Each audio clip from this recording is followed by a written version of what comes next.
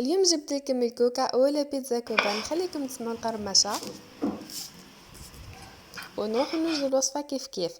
نوجدوا الحشو اللي هي شكشوكة، في المقله نحطوا 4 كعبات كبار تاع بصله مقطعين دي كيوب، نزيدوا عليهم شويه تاع الملح، فلفل كحل، كركم، وحوالي 5 مغارف تاع الزيت. ما تكتروش لي زيت بزاف باه ما يتبدلش لوغو. حطوهم على النار حتى تذبل لنا البصله تاعنا. من بعد نجيو نضيفوا عليهم 3 حبات كبار تاع طماطم مقطعين مع قرن فلفل حار ولا حلو وشويه تاع توم، ونرجعوهم يتبالوا. وفي الاخير نزيدوا عليهم نص مغرفه نتاع طماطم دو كونسيرف، نرجعوهم يطيبوا. والحشو تاعنا سي بون راه واجد.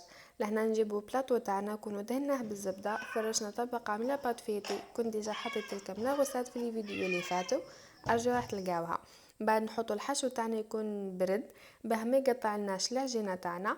السمك اللي تحبوه تاع الحشو، ونحطو عليه فورماج فوندو ولا رابي اللي متوفر عندكم واللي تحبوه. وفي الاخير نزيدو نقفلو عليها بطبقه من لاباط فيتي، نكونوا حلينها رقيقه مي مش هذاك السمك اللي تولي ترونسبارون، باسكو مش راح تتورق لكم. نعدلوها مليح، نحيو الزواد بالموس ونجيو نقصوها.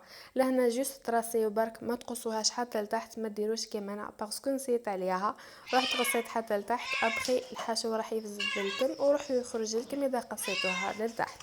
ندهنوها بصفار البيض ونحطوها طيب في فور ديجا سخون من قبل.